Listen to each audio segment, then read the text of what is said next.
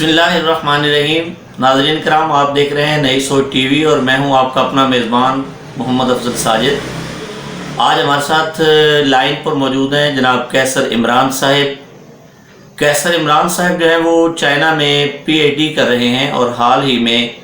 China سے پاکستان واپس لوٹے ہیں. ناظرین کرام، جیسا کہ آپ جانتے ہیں کہ موجودہ وقت کا سب سے بڑا جو مسئلہ ہے وہ کرونا کا مسئلہ جو ہے وہ چل رہا ہے اور پوری دنیا اس کی لپیٹ میں ہے. قیصر عمران صاحب نے چائنا میں بھی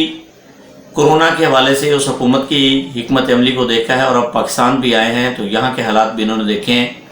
آئیے قیصر عمران صاحب سے پوچھتے ہیں کہ وہ کرونا کے حوالے سے پاکستان اور چائنا کی حکمت عملی کے حوالے سے کیا کہتے ہیں. ان سے بات کرتے ہیں.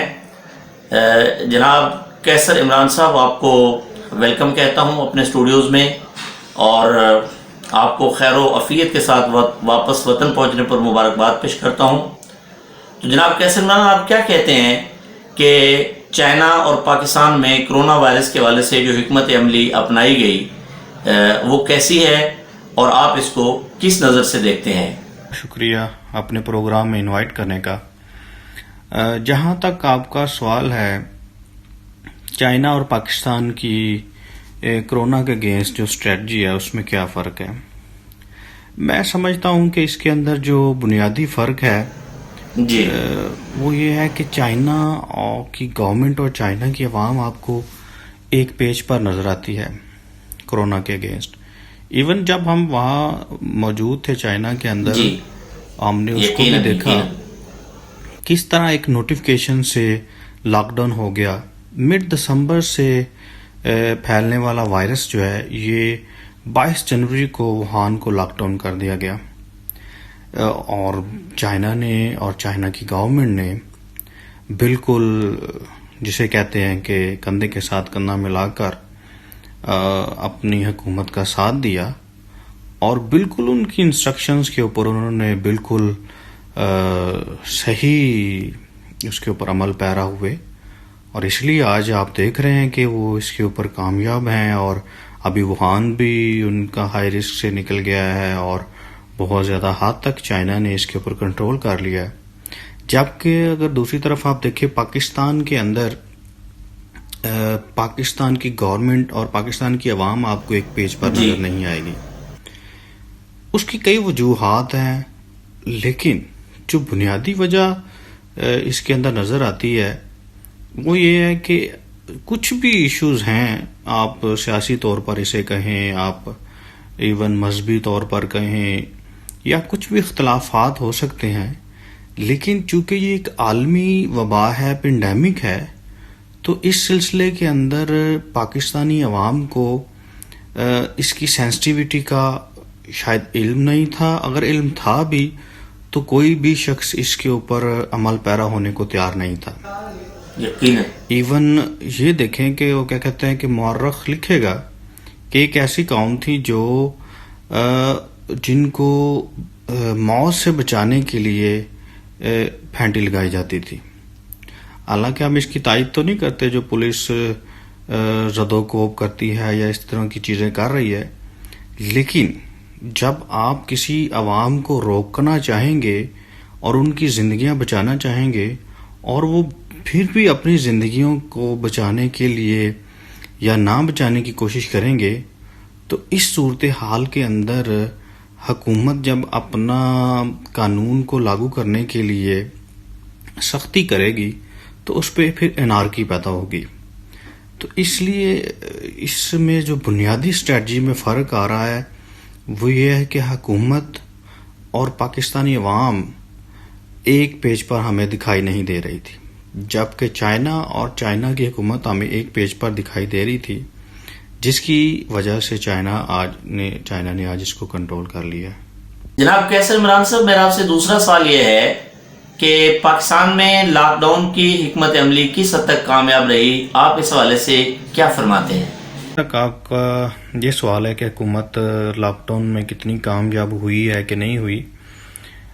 میں سمجھتا ہوں کہ اس میں جو انہوں نے اپنی اسٹریٹجی کی تھی اور جہاں تک وہ چاہتے تھے کہ اس کو لاک ڈاؤن رکھنا ہے اس میں تو وہ کامیاب ہیں. لیکن جہاں تک عوام کا تعلق ہے تو کچھ عناصر جس طرح کہ آپ نے خود مناظر دیکھے ہوں گے پولیس کو ان کی خاطر تواضع کرتے ہوئے، اور بہت سارے ایسے عناصر جو اس کو کامیاب نہیں ہونے دینا چاہتے تھے، کیونکہ ہمارے ہاں مختلف طبقات پائے جاتے ہیں جن کے مختلف عقائد ہیں اور مختلف ان کے نظریات ہیں، تو وہ کسی نہ کسی صورت آڑے آتے رہے اور اس کے پھر آپ کو مناظر بھی نظر آتے رہے. تو اگر یہی صورتحال رہی اور اللہ نہ کرے کہ پاکستان کے اندر اگر اس سے زیادہ کیسز، جس طرح سے کیسز بڑھ رہے ہیں یہ بڑھتے گئے اور بہت زیادہ حد تک ڈیتھس ہو گئیں، تو پھر شاید بے روزگاری کی بھی پرواہ چھوڑ دی جائے گی اور شاید بھوک کی بھی پرواہ چھوڑ دی جائے گی، اور پھر شاید چائنا کے ماڈل کو فلی طور پر لاگو کرنا پڑے گا. چونکہ اگر ایران کا، اٹلی کا اور ایون امریکہ جیسے ڈیولپ کنٹری کا بھی آپ حال دیکھیں تو وہاں بھی آپ کو مختلف ویڈیوز منظر عام پر آتی ہیں کہ کہیں پہ ان کے انتظامات ٹھیک نہیں ہیں، فیسلٹیز ٹھیک نہیں ہیں، اور لوگ بے تحاشا جو ہیں انفیکٹڈ ہو رہے ہیں اور اس کو کنٹرول نہیں کر پا رہے وہ. تو اس لیے یہ اس خدشے کا اظہار کیا جا سکتا ہے کہ جس طرح سے عوام اور حکومت کے درمیان ایک باریک سی لائن بھی ہے کہ حکومت چاہ رہی ہے کہ غریب لوگ جو ہیں وہ اپنے روزگار کو بھی کمائیں اور کرونا سے بھی بچیں اور اس کی احتیاطی تدابیر بھی کریں، اور لیکن